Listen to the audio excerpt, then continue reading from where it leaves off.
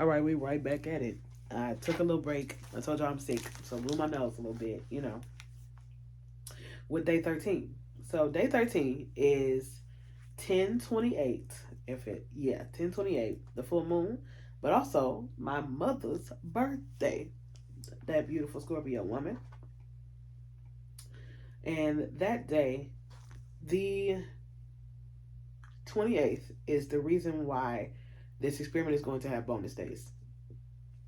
On that day, I it was my mom's birthday. So as opposed to doing the 3 hours of music, I only did 1.5. And I chose my family over the experiment. I make no apologies for that. I did the parts that fit into my schedule naturally, and I left the rest behind. But because of that, to preserve the experiment and what I said that it would be, I'm going to add a day at the end. So it said we attended a concert that I thought would destroy the experiment entirely, but it didn't.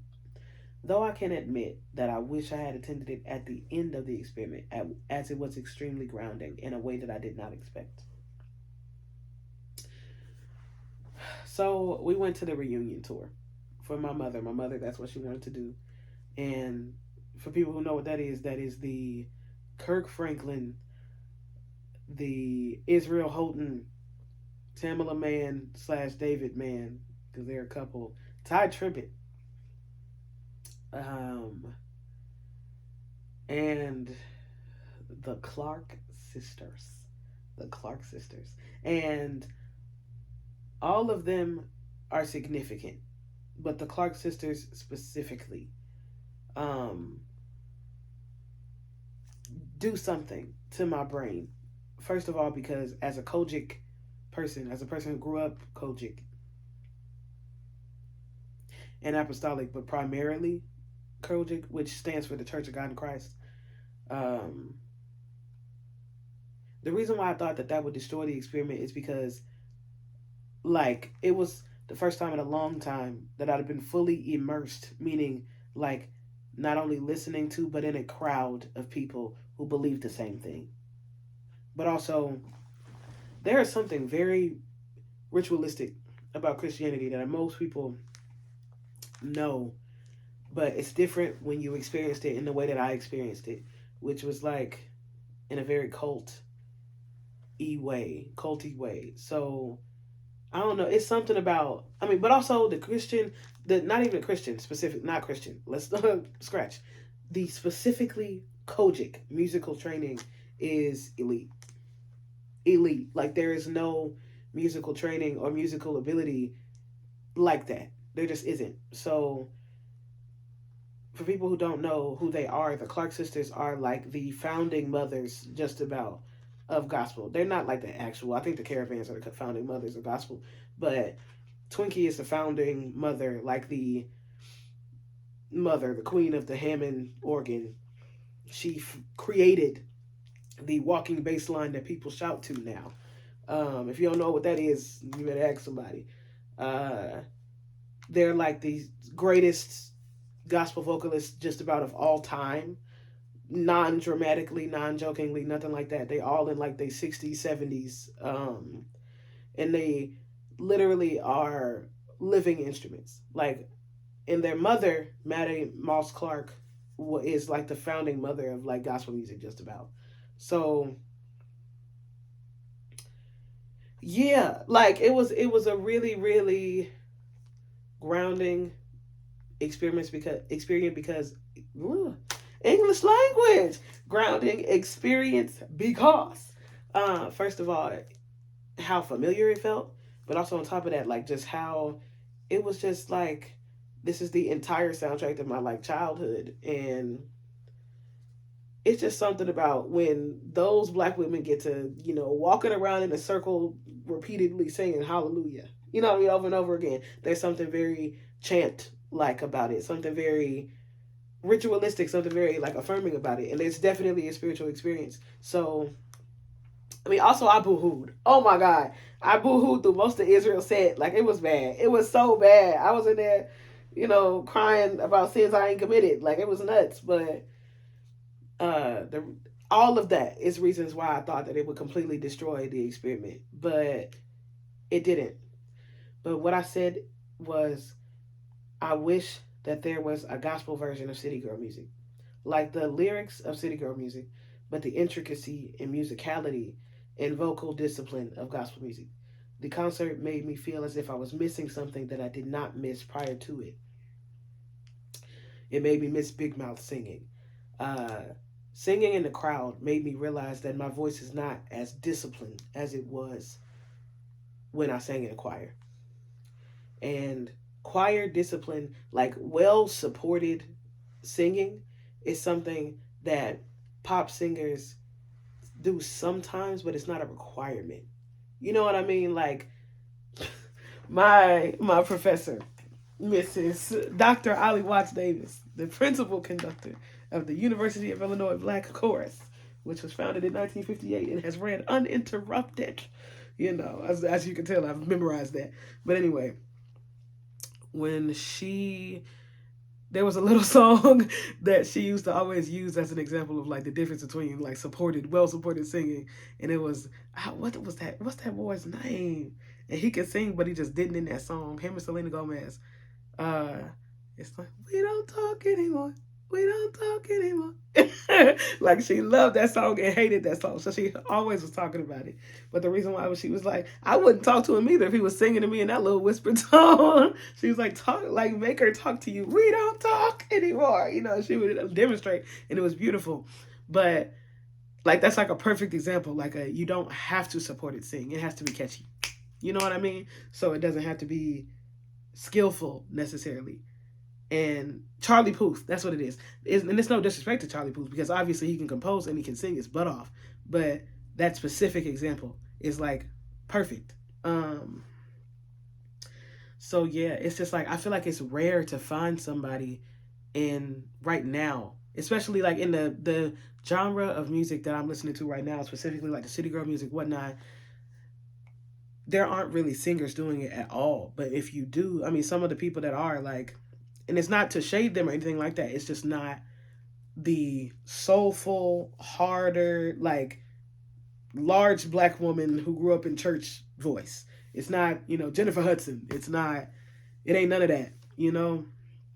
And again, no way to disrespect it. For example, somebody that people recommended to me is like Victoria Monet. A lot of people say like Victoria Monet is just like she's like Meg if she was a singer, you know. And I was like, okay, cool, you know what I mean. So it's a couple of her songs on there, but even that is not like they not, you know what I mean. They not singing it, you know, and that's what it is. When I Dr. Davis, it means a whole lot to me musically, but one of the biggest reasons why is because I think she really, really was a person who like kind of refined, supported singing for me personally. And I'm thankful. So on the 29th, I did not do much documentation. I got home that day and all I said in the notes was journaling slash no contact has been an adventure, but it's good that I'm finally letting it go. So that day also is a second extension. There will be 2 extra days at the end of this experiment because of that weekend. And I don't regret it because my mom is worth extending this experiment for. So there's that. Day 15 was the 30th and of October. And it says day 15. Let's talk about day 15, okay? Day 15 says most of the modern fashion is just body, and that is a problem. Okay, so the reason that's a problem is because I think that I have realized that I don't hate being fully covered, but there's a huge difference between covered and modest. I think that modest is a trigger for me. I would not want to be. I would even if you never saw my skin in the body, in the like style type that I envision for myself in the future. And if you follow me on TikTok, you know that I've been making like videos to like talk about fashion and where my brain is going in terms of that. But I think that I know what it is. I don't think I have the body type for my fashion style. And That realization is tough. It is so tough. Like I need, yeah, to hop on the treadmill. Okay, because what? Now, in the TikTok category, I just finished it. No remarks. In the YouTube category or the media category, I said I caught Shira Seven's live again. And it said, honestly, she's a good person to listen to if you want to control a man. Bad person to listen to if you want to control the world. For my goals that are much bigger than a relationship, um, I don't see how this advice is beneficial to me. Um, I think what's happening is hearing how she doesn't have any desire to be independent makes me wonder why her husband is necessary. That was a short question line because I answered that question for myself the next day. You'll see. In the notes category, it says there's nothing like putting yourself together to make you realize how far you've fallen off, and I made a video about that on TikTok. Um, it makes you ask yourself how you got into the situation that you're in, and how you fell so far out of routine, how you fell so far out of routine. Jesus Christ. Um, I made a series on TikTok called Girl Fight Back, and it's based on that day, where I talk again about my experience with sexual assault and how afterward, now I'm like pulling my identity back together, and I feel like this experiment is helping with that. Day 16, which was Halloween, 10/31/23. Um, in the Instagram category, no comments. TikTok, it says it's time to start blah language. It's time to start self-educating. This TikTok should not have been as like mind-boggling to me as it is, but like it just is. You can be a victim or you can move on. That's not what I said. Oh, here you can see what I said. I mean, I have got started cursing a bit since this experiment. We got to work on that. But anyway, um, I remember that TikTok, and I remember it just being like this guy talking about how you really choose what you harp on. You choose what you entertain in your life. You choose um, whether or not you want to be a victim to your circumstances. And it was like a moment because I feel like prior to this experiment, especially, I've like been a person who like, you know, you have stuff going on in your life, but it's just like you can really just shut down after something happens, and you don't have to. And if there's something I can say, I've definitely learned. It's that like you really just gotta fight back. You really just gotta keep going. In the media category, it says it must be Shira. It had to have been Shira. It's another link, and it says I like her videos like this, the ones that are more about personal development than how to secure money from a man. It says I must get better at being unbothered. And then in this one, it says I answered the question from yesterday. She remarried for financial security, so that's why her husband isn't necessary. Uh, but is like he isn't necessary for her happiness. He is necessary in that he provides that security. And then it says, "Don't think you're special," and that was an interesting thing for me. Like she was just talking about how you shouldn't ever get to the point where you just like, well, I am just this thing, and I am like an invincible, like I am everything to this man. Like, do not ever put yourself in a mental space. Excuse me, mental space where it's like a he can never do something wrong or he can never like leave you. You should always have a plan. And I was like, okay, these are things that I respect. Like these are things that I respect a lot.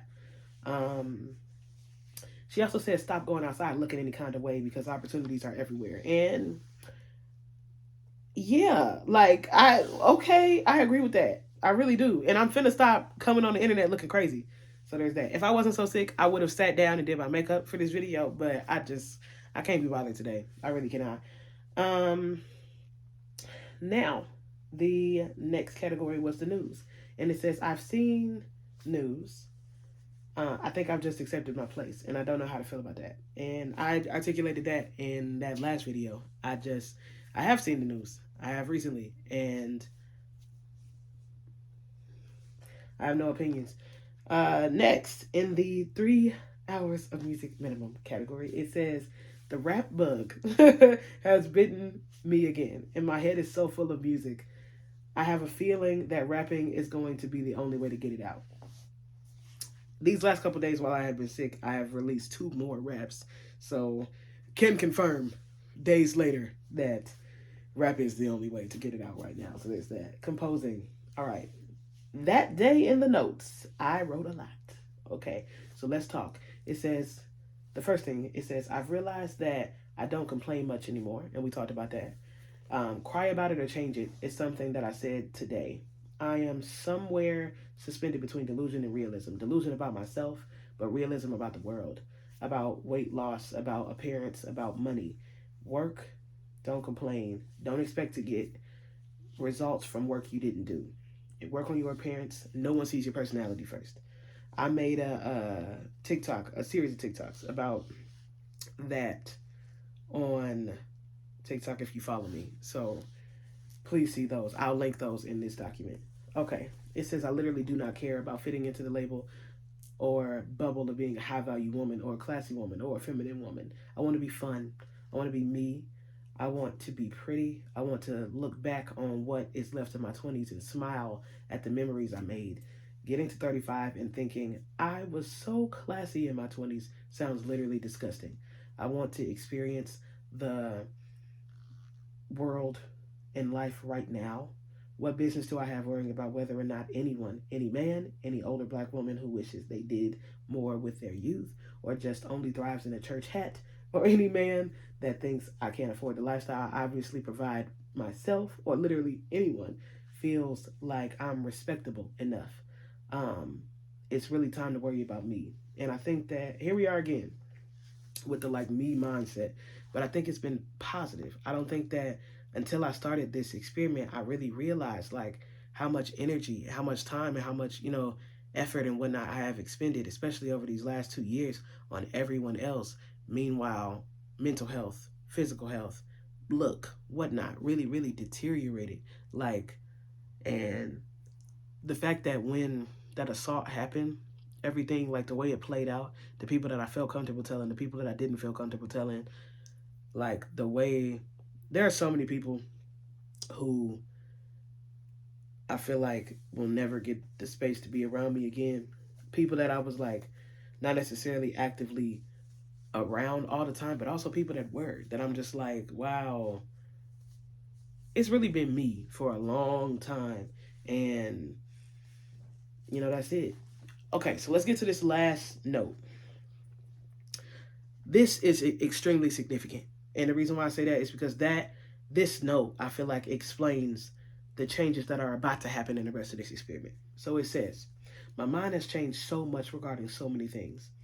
I'm now just thinking, what are we experimenting on? I hate to even say it because I still have so many days left of the experiment. But if the objective of this experiment was to figure out if a person could be brainwashed, which I originally defined as to be able to forcibly change what a person believes is true, the fact that my mind is different would mean that it has been accomplished. A part of me now feels like we are on a journey to see how much changes by the end of this experiment, but we are only less than halfway there. So I suppose we have time to tell. Um,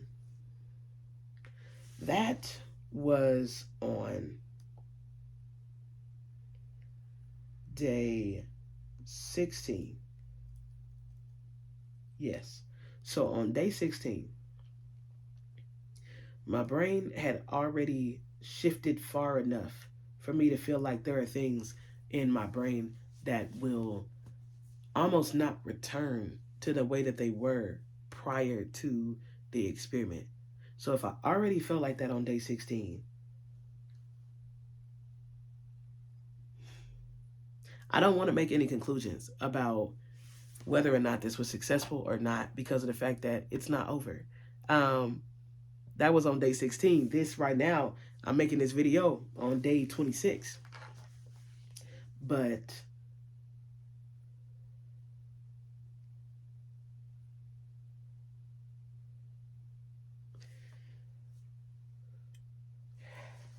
Day 17. Let's move on. Day 17.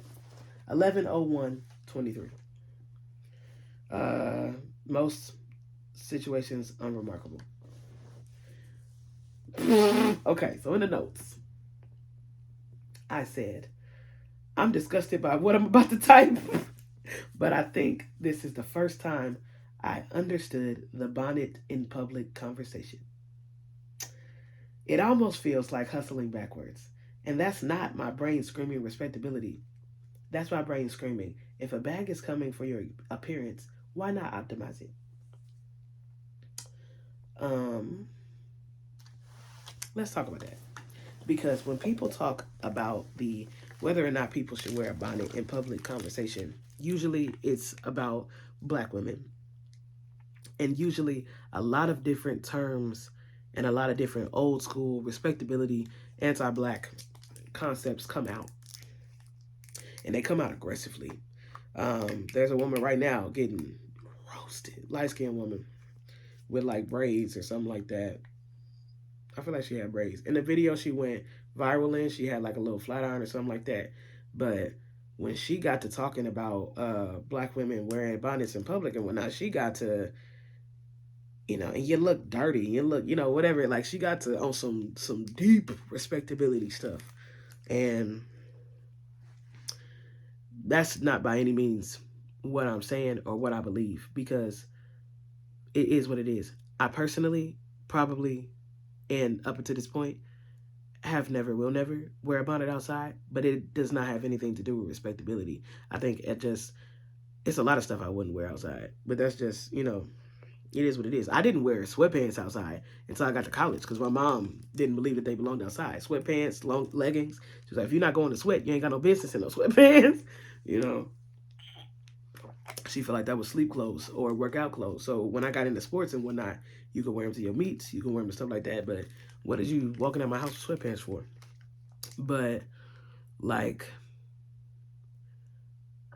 listening to Shira, that was another Shira day. Listening to Shira, she is a person who was like, okay, opportunities should be everywhere you're going. You shouldn't be going nowhere where there ain't no opportunity. You shouldn't be, in the airport, there are people there. It's people from everywhere. In the, a restaurant, in a store, in a whatnot, where you shop, there should be an opportunity because it should be around a nice place. It should be nice people. It should be, and whatnot. And by nice, she mean expensive. She mean, no, well off. She mean, if you going outside, you don't need to be everywhere. And that's another thing. She kind of believed in the exclusivity. So I feel like that day, I was like, okay, if the opportunities are outside, why would you go outside looking crazy? And I guess that's how that made sense to me in my head that day. Now, do I believe anything that shorty on TikTok is talking about how you just look dirty and you look? I think that specifically older black women, because of the respectability they grew up on, are, this is finna sound, that was gonna sound real mean, but I'm just gonna say it. They lost. They are lost. But it's because they can't get out. Like they are stuck in those beliefs. And the reason why they stuck in them is because like I don't think that they realized the respectability that they gained from the older black women of their generation was because they were terrified. Like looking good in front of white people literally could mean, life or death at that point. And I'm like, bro, at some point you gotta let the white gaze go. Like the male gaze is a heck of a burden to try to take on for yourself, and it's a heck of a burden to try to leave. But the white gaze, like doing everything to look good in front of them or look good in front of, one thing, or to conform to what you feel like society thinks is beautiful or is respectable, that's a heck of a burden. But the truth is, they probably gonna die trying to do respectability because they can't decolonize it, and a lot of them don't even got the time to decolonize it. We're being for real, but like, yeah, that's what I'm gonna say. Now, it says outside of this experiment, a significant life event just happened with my family. Kind of feels like a canon event. Too early to tell, but it just made the whole situation in perspective a billion times more real. The bag needs to be secured by any means. I won't talk about that because that is my personal life and not everything is the internet's business. But significant stuff happened that day, and yeah, I know for sure that I want to leave education. I know for sure that the second a bag comes bigger than the one I'm getting from education, I am up out. Yeah, this experiment has also made me realize that I'm a person that probably doesn't ever want to live alone.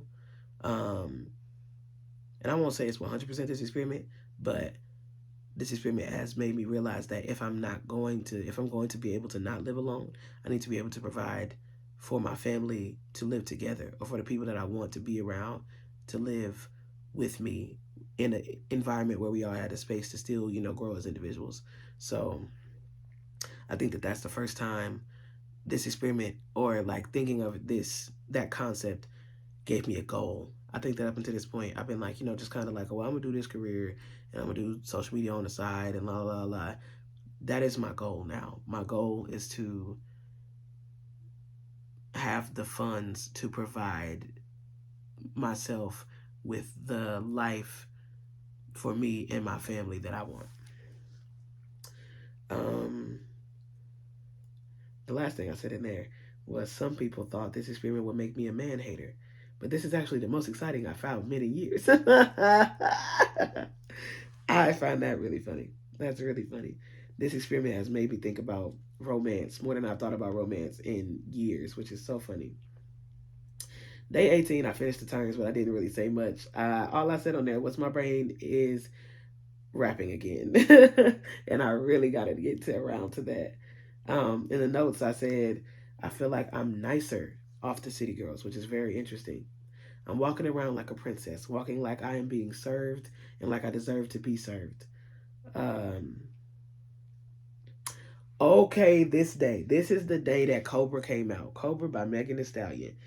And in here, all I said was, Cobra has been out for 12 minutes and it has non dramatically changed my life. I made a video about that on TikTok. Um, Mid viewed. I think it got like 30,000 people views on it or something like that. Um, and it says, RIP to the old me. I'm a motherfucking city girl. You better ask somebody. So on day 18 was the first time I've ever actually referred to myself as a city girl. I feel like that's important. That's very important. We good on time. Let's talk about day 19. Day 19 was my other concert day. That was 11/3/23. Instagram, I said I stayed on for a while after the concert. On TikTok, I said I was adorable on the TikTok that I made. So I mean, I definitely was on TikTok, but I definitely focused more on myself than I did on anybody else. News, I didn't care about. Music, I didn't care about. Okay, so in the notes I wrote, today I saw my man, who's a celebrity who I've never met. This is not my man, but still my man. And then it said, I did makeup and I feel amazing. Almost like I'm back to my regular self. If this is what being a city girl feels like, I will take it. And in a side note, I said, I have with like 9 A's to get famous and successful, because this is the life that I want. And I could have been riding off a concert high. I could have. But I also was just like, man, like being in the front, being able to like see the artist up close, being able to like make eye contact with them, dap up the little, like the concrete boys, really just like, kick it. It was all, I was like, this is what I want for myself. Like, I want the freedom to move like that. And I think I'm gonna get it. I really do. I do. I think I'm gonna get it. Day 20, let's talk about it. 11/04. That was the day, we used to know, just whatever. I accomplished most of my goals for this experiment that day on the road, because we was just, shooting the breeze around the place that we went to go see the concert at, like that city. And then we came home.